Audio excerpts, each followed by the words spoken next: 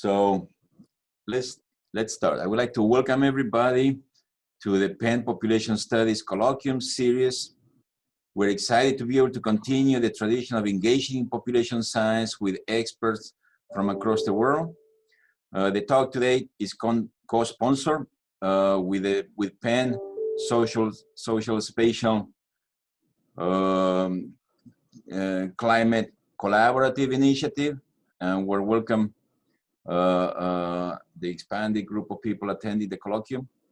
Before I introduce the speaker, I'd like to remind you that this colloquium, including the Q&A, will be recorded for the purpose of dissemination on the PSC YouTube channel. As you may have noticed, your video and audio are turned off. This is intentional, so you don't be alarmed. Please submit your questions through the question and answer tool at the bottom of your screen. At the end of the talk, I will call on people to ask their question using their own voice. If you do not wish to be called on, please submit your questions anonymously. Now, I would like to introduce our speaker for today. Our speaker is Elizabeth Fussell. Beth is Associate Professor of Population Studies and Environmental Studies at Brown University. She joined Brown University and the PSC in the fall of 2014. She received her PhD in sociology from the University of Wisconsin, and she's a good friend of the Population Studies Center at Penn. She was an NIH postdoctoral fellow here at Penn, and we overlapped for a while she was here, and I was also being a postdoc. Fussell is also the editor-in-chief of the Springer Journal Population and Environment. Her research focuses on the long-term effects of Hurricane Katrina on New Orleans and the exposed residents of the city, regardless of where they're currently living. She has investigated the arrival and reception of the Latino immigrants who formed the rapid response construction labor force in the area, the impact of displacement following Katrina, and its impact on health of vulnerable low-income mothers, and differential return in migration of displaced New Orleans residents. Her new research focuses on the generalizable aspects of Hurricane Katrina impacts on population change. I would add that I think that she is the leading scholar connecting population issues and environment, especially as this reflects to migration. She has also been one of the leading demographers in taking advantage of the new data sources available from the census and the confidential data that the census officers are putting together. That's an important resource for a demographer. So without any further ado, please help me welcome Elizabeth Fussell.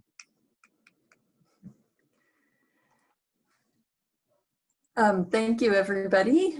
And it's really, I wish I could be there with you in person. It feels very odd to be so far away when PSC is a familiar place to me, and I would love to be seeing familiar faces and meeting new members of the community.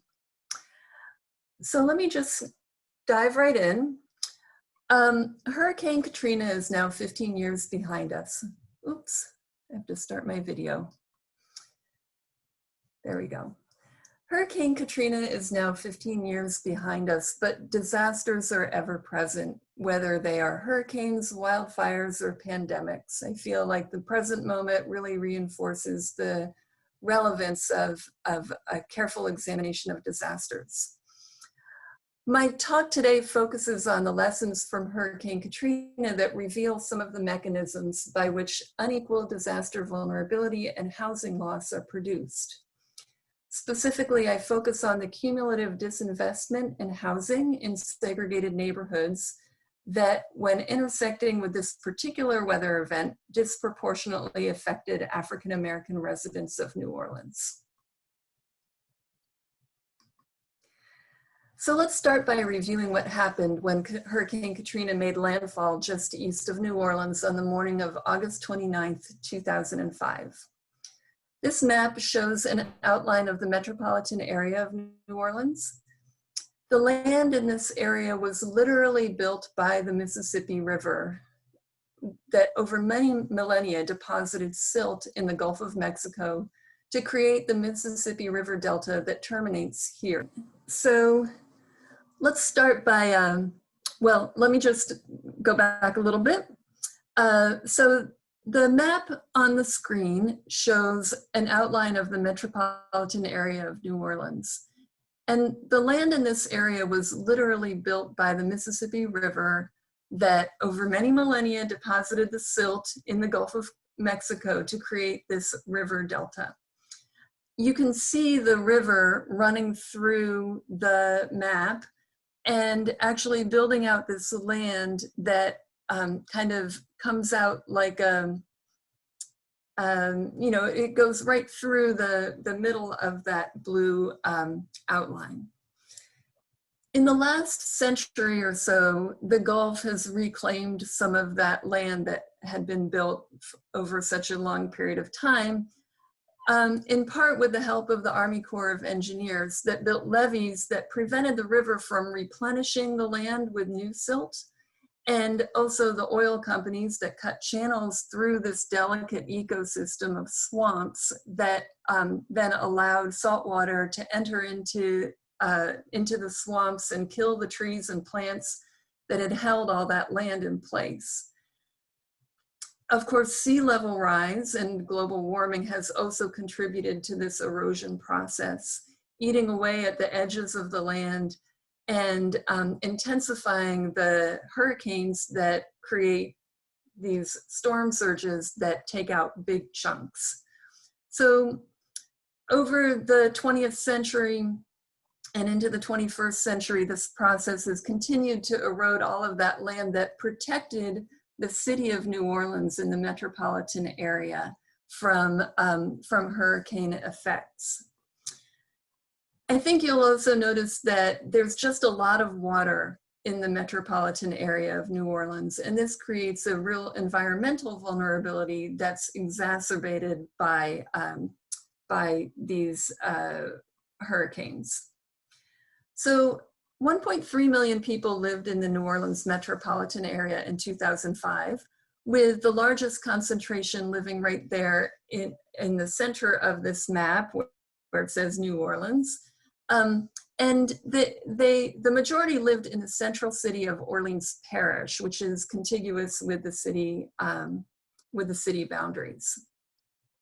The city's population had been declining ever since the 1960s, when white middle and working classes moved to the suburbs, which was a process facilitated by interstate highways and the racial integration of the public schools in Orleans Parish, while Black residents were simultaneously excluded from the suburbs by discriminatory real estate practices. This resulted in racial residential segregation at the parish level, parishes being the county equivalent in Louisiana.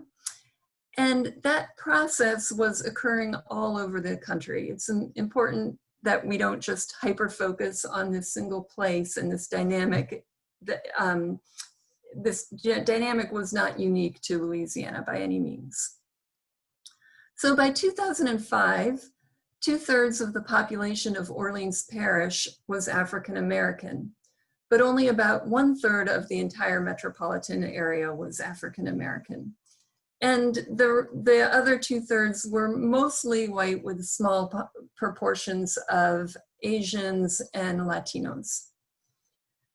When Hurricane Katrina made landfall and the storm surge pushed water into Lake Pontchartrain, so that's that body of water above the city of New Orleans, it overtopped and broke down the levees that protected the parishes adjacent to the Gulf, and which were the Orleans Parish, St. Bernard, and Plaquemines. These are all the lower lying parishes that are very closely connected to all of that water in the Gulf of Mexico.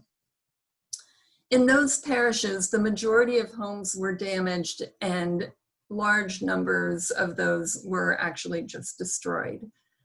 Other metro area parishes experienced smaller impacts with flooding and some limited damage, wind damage. But unfortunately, the mandatory evacuations of all of the shoreline parishes meant that most of the residents of those parishes weren't at home when the hurricane actually made landfall and the levees broke. Nevertheless, over 1,000 people in Louisiana died as a result of the flooding. I'm going to focus now on Orleans Parish, which is where the population was largest and the flooding was really tremendous. In Orleans Parish, multiple levee failures meant that water flooded into the below sea level city and had to be pumped out. You can see from this map, the NOAA map, that the areas ranging from green to red were all of the flooded parts of the city that were bounded by the levee system.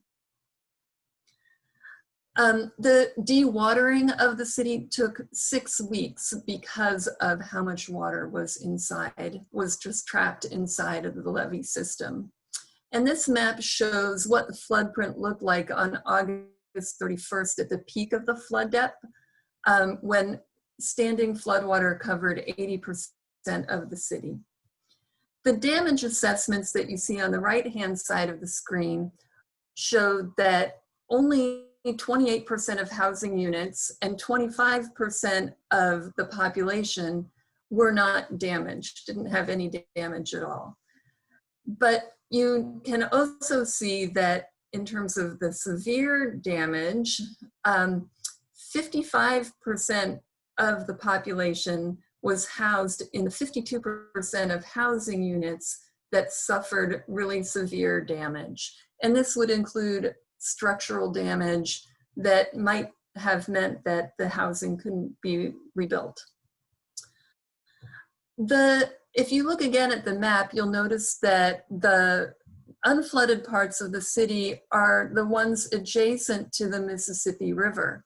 And this is what we call the sliver by the river, which is the natural levee, the high land that was formed over time when the silt built up along the edges of the Mississippi River. And then that natural levee was reinforced by the Army Corps of Engineers. That is where you see the French Quarter and the Garden District and the Uptown neighborhood where Tulane and Loyola universities are located.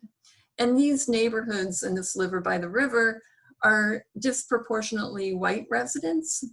And so there's this relationship between high land and higher property values and housing, or where the white population tends to be concentrated. The back of town neighborhoods are closer to Lake Pontchartrain, and there you see the greater flood depths. This land was built up with landfill, and even today it has a lower elevation than the sliver by the river.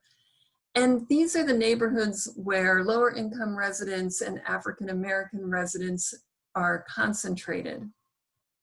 You also see this big area out to the east that's close to Lake Pontchartrain, which is called New Orleans East. And that's also reclaimed swampland. In the 1960s, when many of the white residents of Orleans Parish were moving to the suburbs, many middle-class Blacks moved into this area. And because it was a place where they could establish, they could live in single-family homes and have more amenities in their neighborhood, even when the suburban parishes weren't accessible. So in this way, racial segregation and these residential real estate practices created unequal exposure to flood risk. So Hurricane Katrina caused a great deal of damage to the built environment. And in doing so, it displaced the entire Orleans Parish population and prevented them from returning home many of them from returning home for extended periods. you can see these annual population snapshots, which show that between 2004 and 2007, or rather 2005 and 2007, the city's population declined by half. But you can also tell that in terms of the racial and ethnic distribution of the population, the Black population, non-Hispanic Black population, was smaller in the years after Hurricane Katrina. I should say proportionately smaller. So my motivation for this research is to understand why population recovery was racially unequal. Why were the African Americans of the city less likely to return than other groups? And what did housing and neighborhoods have to do with this unequal recovery? Shortly after the disaster, Michael Eric Tyson wrote the book, Come Hell or High Water, Hurricane Katrina and the Color of Disaster.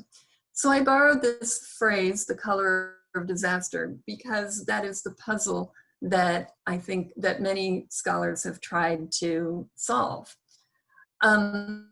Why should disasters have a color, so to speak? And so his thesis was that disaster exposed structural racism. And much of the empirical research that has come since the publication of his book has provided evidence consistent with this argument. Several researchers have shown that neighborhoods with higher proportions of African American residents also tended to have higher flood depths. This is consistent with the historical settlement patterns that I described previously. Susan Cutter, a geographer, and her colleagues have also used spatial statistics to show that neighborhoods with higher proportions of Black residents also had many characteristics, socioeconomic characteristics and other patterns of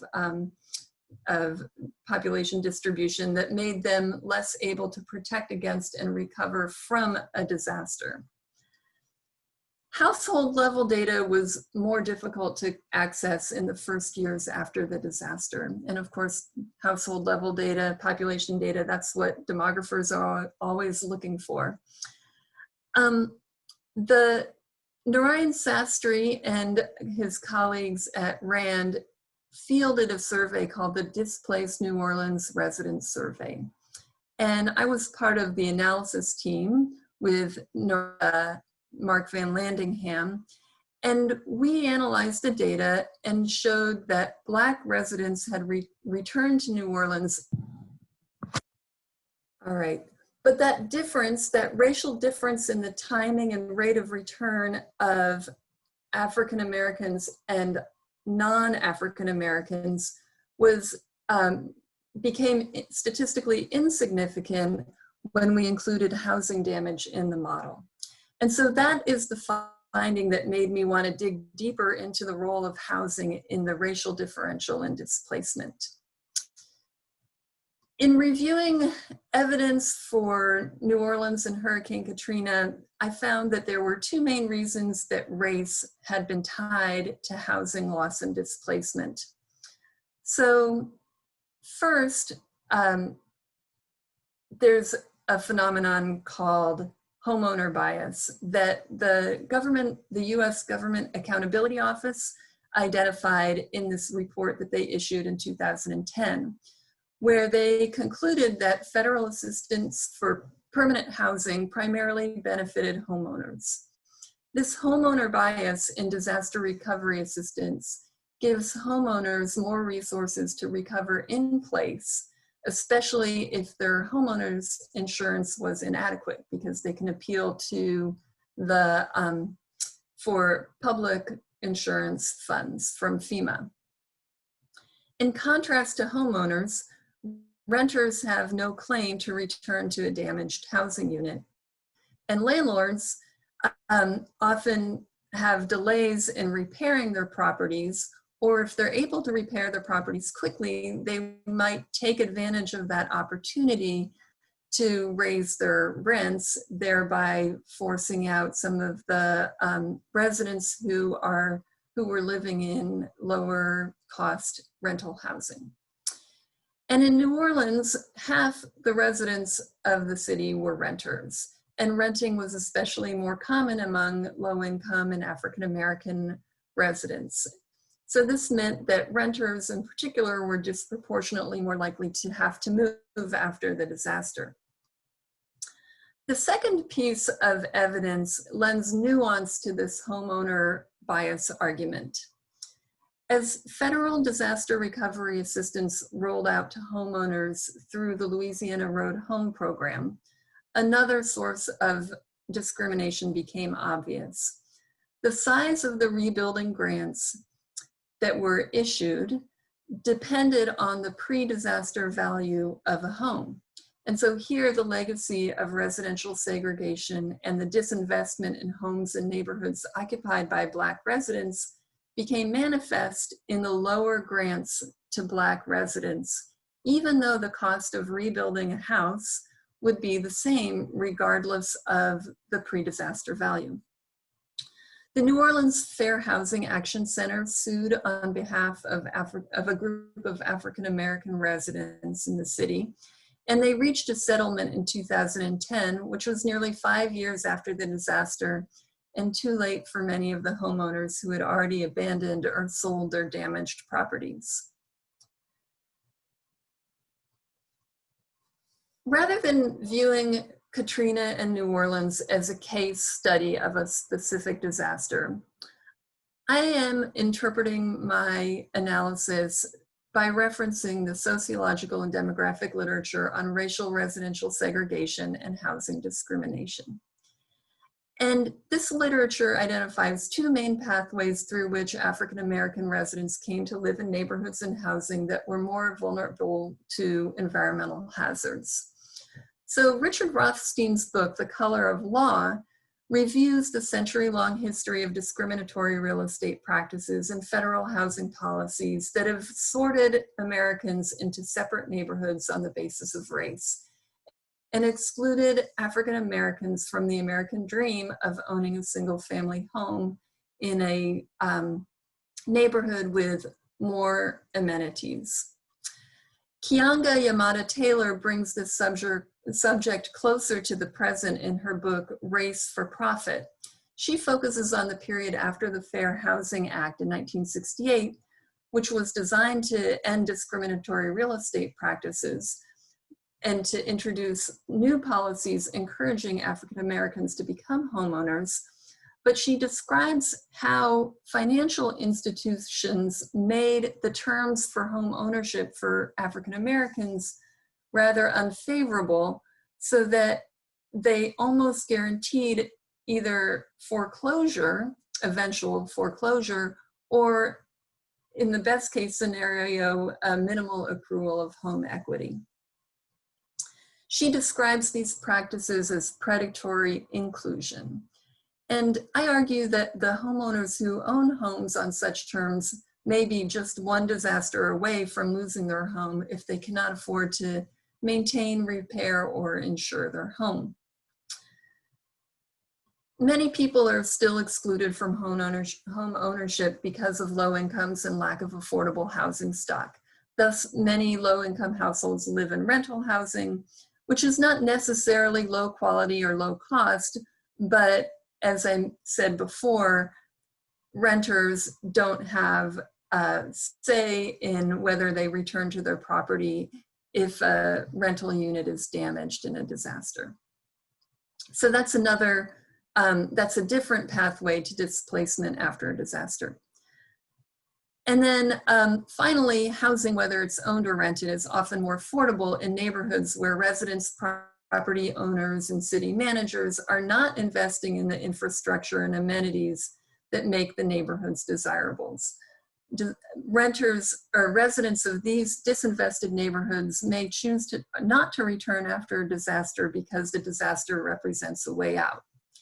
So if any or all of these mechanisms were operating after Hurricane Katrina, we would expect to see that housing characteristics are strongly related to housing turnover and loss, even after controlling for household characteristics.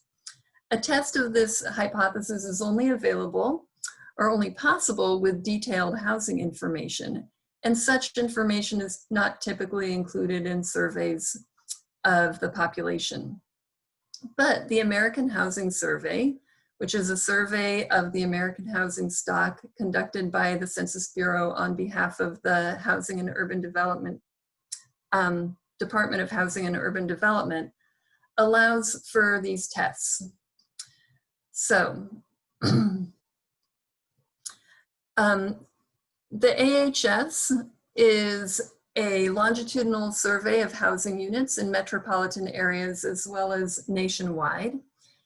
And it follows housing units rather than residents in order to measure the change in the size, composition, and quality of the US housing stock. The first wave of the New Orleans American Housing Survey took place in 2004, about a year before Hurricane Katrina, and then the second wave took place in 2009, about 4 years later, or 4 years after the disaster. As I mentioned earlier, household level data that follows a representative sample from before to after a disaster are extremely rare. So I was really excited to find out that such a data set existed. Typically, a metro area survey would be used to follow change in the housing unit's occupants and characteristics between waves of the survey. When Hurricane Katrina destroyed or damaged about 2/5 of the housing units surveyed in 2004, the HUD had to redesign the follow-up survey. What they did is they followed up with all of the 2004 housing units in 2009, but then they dropped them from the public use file, and they sampled new housing units to replace those and put those in the public use file. The reason for dropping these damaged housing units was because of privacy concerns that the residents could be easily identified. But the use of these data is available to approved researchers through the Federal Statistical Research Data Centers. I'd be happy to talk about FSRDC data use or data access in the Q&A if you want to follow up with that. So for this study, I linked the 2004 sample of occupied housing units to the 2009 sample. That allowed me to observe change in the occupancy status of the 2004 housing stock between the 2 years. The outcome of interest in my study is housing turnover and loss. There are 3 possible post-disaster housing occupancy outcomes. First, the residents continue to live in the housing unit. Second, there are new residents living in the housing unit. And third, the housing unit is vacant or demolished.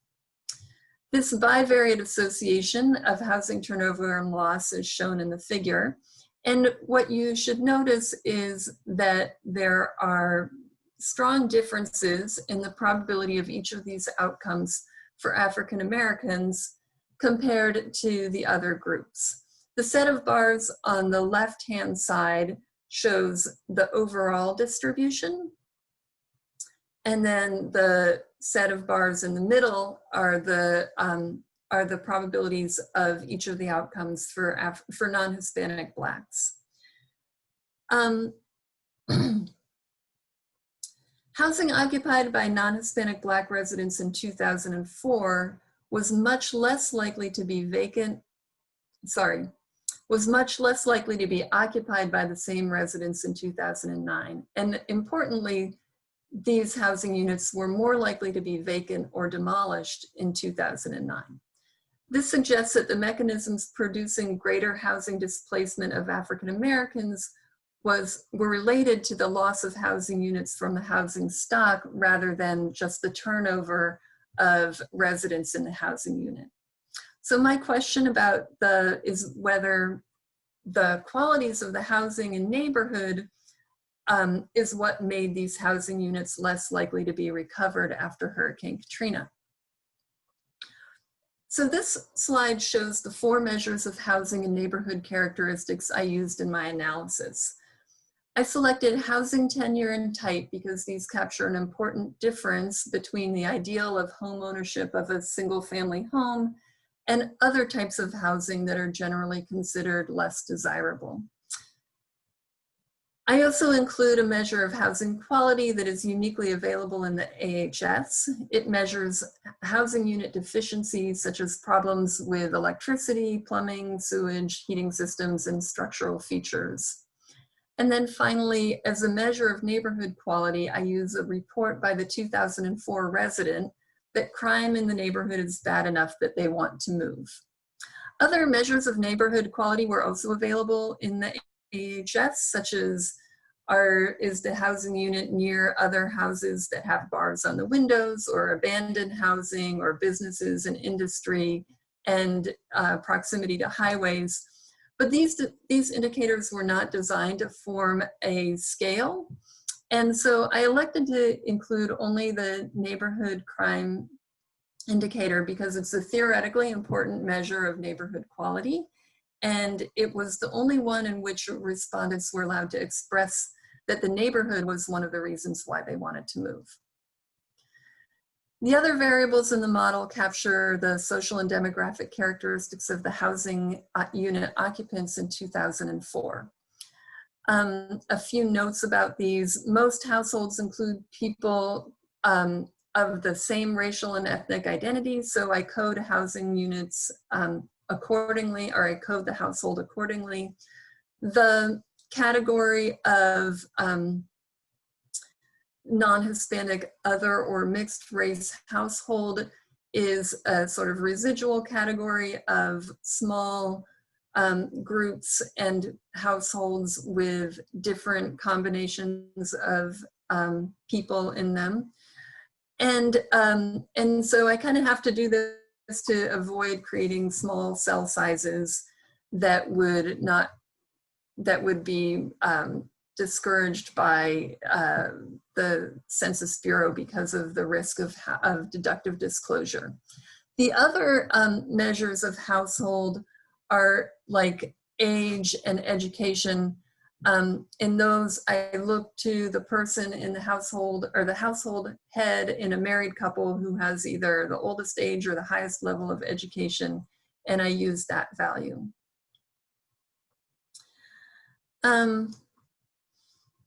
So I fit a multinomial logistic regression model with the 3 occupancy status outcomes in 2009 as the dependent variable, and all of the household and housing unit characteristics in 2004 as the independent variables. This produces 2 parallel regions in which no change in residence is the reference category, and new residents or vacant demolished housing are the other outcomes. It would have been appealing to use a strategy of nested models that add sets of variables to show reduction in the magnitude of the effect of race, but it's not advisable to do it this way with logistic regression models. The logistic regression transformation imposes a structure on the outcome so that there's a scale factor that's combined with the effect of each of the independent variables. And so the scale factor would differ across different models and make the coefficients or odds ratios not strictly comparable. So instead, I just estimated one equation and with all of the independent variables, and I interpret the results in terms of whether the odds ratios have the expected direction of effect and statistical significance, as well as their relative size. There are a lot of models, or a lot of independent variables in the model, so I'm going to present them in a set of 3 slides. But this is the main one of interest. To evaluate my main hypothesis that housing unit characteristics are significantly associated with the odds that a housing unit had new residents or was vacant or demolished in 2009, I find that housing units occupied by renters in 2004 are more likely to have new residents in 2009. This is consistent with the expectation that renters have weaker claims on their housing unit, and they are also more mobile in general. I also find that housing units occupied by renters in 2004 are more likely to be vacant or demolished. This is consistent with the expectation that owners of rental property were less able to repair and re-rent their housing units. In addition to market rent units, this result would also include any of the units in the 4 large public housing developments that were slated for demolition after Hurricane Katrina and were still vacant at the time. They were either vacant or demolished at the time of the survey. Housing units in multi-unit buildings were also more likely to have new residents or to be vacant. And not being single-family homes, these units were likely more costly to repair, and insurance settlements were probably delayed and more difficult to obtain. Surprisingly, I do not find a relationship between housing quality and either outcome. I'd be happy to discuss that in the Q&A. But there is a strong relationship between neighborhood quality as measured by neighborhood crime and both of the outcomes, particularly with the odds that a unit would be vacant or demolished. This is consistent with the expectation that residents were less likely to return or find new housing and new residents were less likely to look for housing in these high crime neighborhoods. All of these are consistent with the idea that housing unit characteristics influence the odds that residents will move after a disaster, which is why the odds have the same direction of effect and statistical significance in both equations. Turning now to the household demographic characteristics, we see that the odds ratios tend to be smaller than those for housing unit characteristics. And this is what I was expecting. Life cycle characteristics, mainly householder age and headship, are also related to the outcomes. But what is really most notable here is that the housing units occupied by Black residents in 2004 were no more likely to have new residents than housing units occupied by whites. In other words, that 0.87 is not statistically significant, but they were more likely to, those housing units were more likely to be vacant or demolished.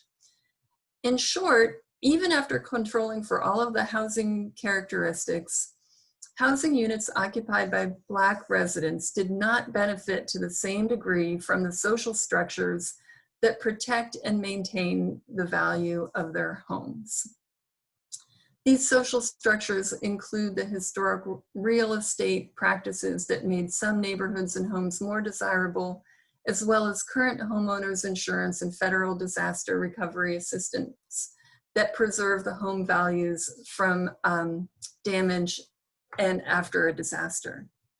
So it's interesting to just note that these housing units, the housing units occupied by Black residents, were more likely to have lost their value and exited from the housing stock than those of that were occupied by other racial groups. So the final slide of the regression results shows the controls for household socioeconomic status. I'm only going to point out here that, as in the previous slide, the odds ratios are all smaller than those for housing unit characteristics and tend to be statistically significant only at the 0.05 level.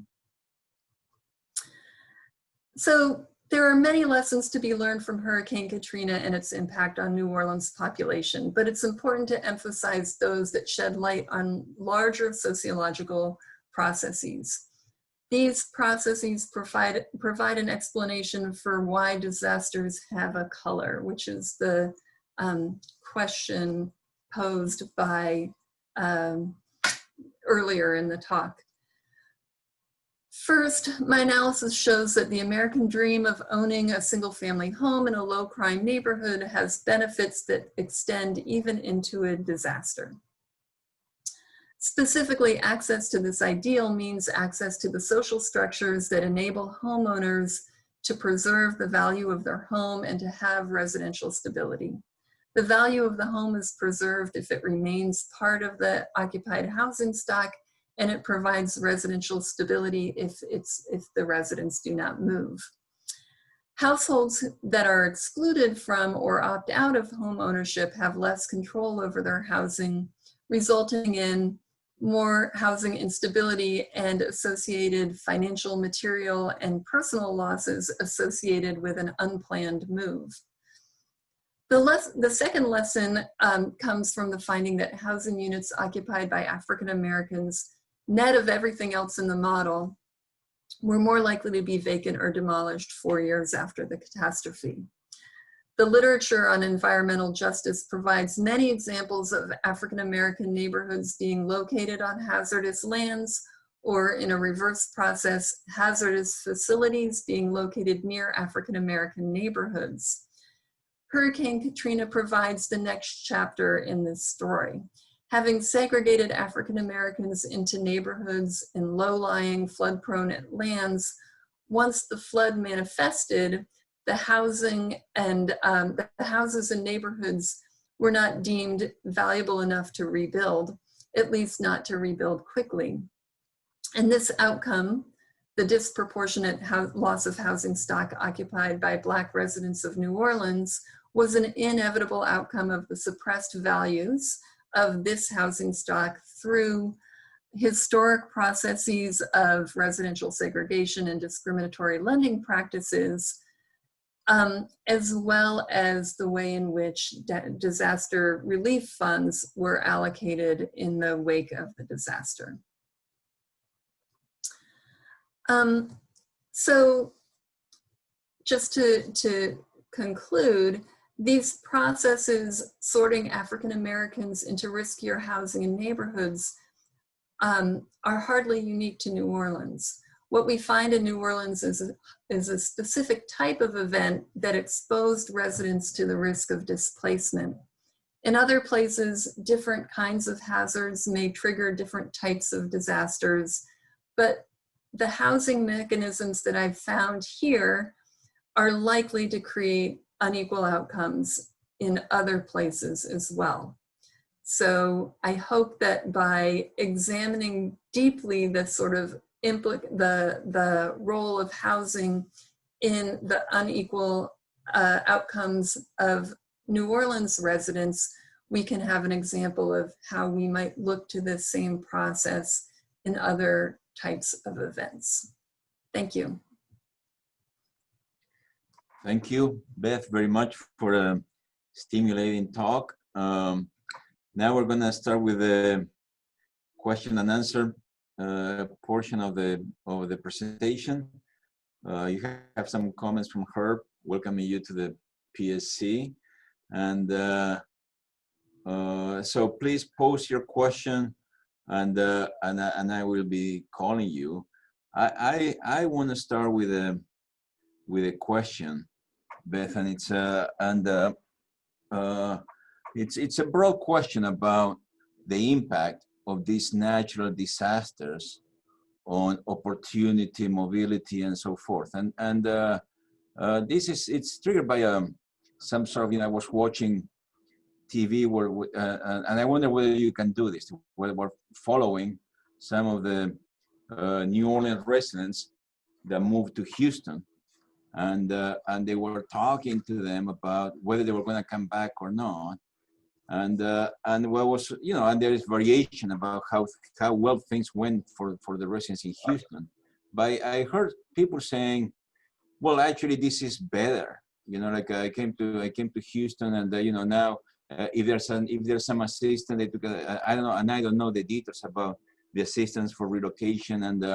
And what was interesting to me was that they would say things like this, like I didn't know I could do this. It's like I didn't know that I could just, I was in this neighborhood in New Orleans that, like a high crime or whatever, and I didn't know I could just pack my bags and move to a different city. And so I wonder if the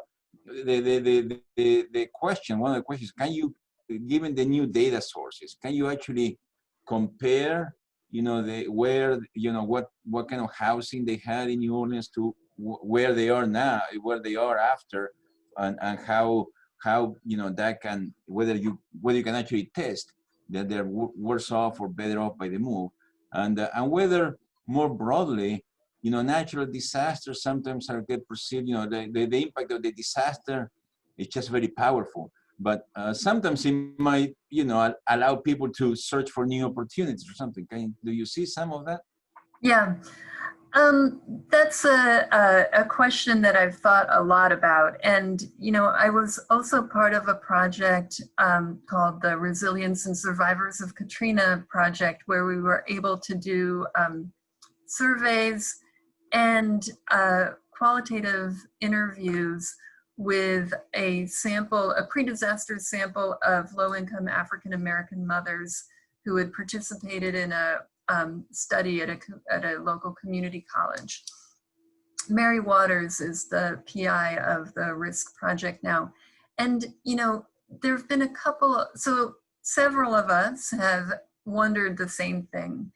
And in fact, there's one of the graduate students on the project who's now a professor at Ohio State, Karina Graff, asked this exact question: are people better off? And she found that New Orleans, among this non-population representative sample, but a sample of very vulnerable women, that many of them were living in census tracts that were had lower levels of concentrated neighborhood disadvantage when they left New Orleans compared to their previous census tracts. And so, she argued that they were kind of like they had moved to opportunity. But in the qualitative interviews, and I was one of the people who did the qualitative interviews in Houston and in Baton Rouge, we found that sometimes people said that, they said, I didn't realize I could move. And yes, there are things, the schools are better here. I mean, New Orleans has terrible public schools and, a lot of crime.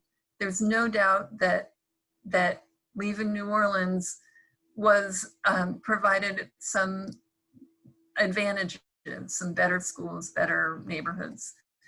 But there were also trade-offs, because like anybody who makes a forced move, you don't do it on your own terms. You do it on the terms of the disaster. And so there were losses as well. And the levels of, trauma, post-traumatic stress, those were very high. So what I would say is that, I would really emphasize that, yes, there were some opportunities, but they were gained at a very, very high personal cost. And so this is not the way we want movement to opportunity to happen. Daniel Cohen has a question. Thank you. Okay, can you hear me okay? Yeah. Yes. So I've got a question about the housing story. I really enjoyed the talk, and it reminded me, it was kind of like a parallel explanation of the Catastrophe in the Making book by Kai Erickson and others, where they sort of give a 100-year history of development politics in New Orleans and how it made certain neighborhoods vulnerable. Yeah. So your story is about housing, and one of the things that points that Keongi Amata-Taylor makes, which I think is resonant with what you show, is that Black homes don't accrue value the way that white homes do. Home value just works differently because of racism in the United States. And I think it raises a question of what's the counterfactual exactly? And I'm curious how you would put it. It seemed part of your story is basically about how the lack of stable home ownership for Black families is a key part of the explanation that Black families don't have access to the same institutions that white families do. I think now in a lot of housing policy debates, the question is, should we actually see the ideal kind of counterfactual as Black homeownership the same as white homeownership, or do we need a housing system that has more protections for tenants, public housing, social housing, and so on? And going back to the New Deal, and the Rothstein book is great, but there's other work showing, like Gail Radford's Modern Housing for America, that what really happened in 1937 was the creation, on the one hand, of essentially the system that would lead to redlining and mortgages for white families, but on the other, the sabotaging of public housing, so that it was never allowed to be built for any but the poorest families and at very limited cost. So I guess I wonder, how does the explanation have to turn on saying the American dream works for some but not for others? And might the explanation instead be something like a two-tier housing system that structurally and for racist reasons does not help tenants or Black homeowners, is a kind of explanation, rather than, let's say, the lack of access to a white institution, which is relationally connected to the problems that everybody else has. Right. Yeah, no, I certainly don't want to be confused for anybody saying that everybody, that there's only one way to become fully sort of enfranchised and entitled, and that's through owning a single family home in the suburbs. It's not, and so, this country has an affordable housing crisis that people aren't sufficiently acknowledging. And the fact that right now in this pandemic, everybody is sort of one rent payment or one mortgage payment away from being displaced, or having their home foreclosed on, or being evicted. This is a problem that needs to be solved. I don't pretend to know the answer to that. What we, I don't have a prescription for how we solve this problem, and apparently neither does Joe Biden, although he was talking about it as if he could come up with that answer. But I think the most important, so I guess, I'm sort of, I'm punting a little bit, because I don't think there's anything in my talk that would say that the solution, that there's a solution. And but I would say that I'm focusing more narrowly on the recovery policies that are put in place after a disaster.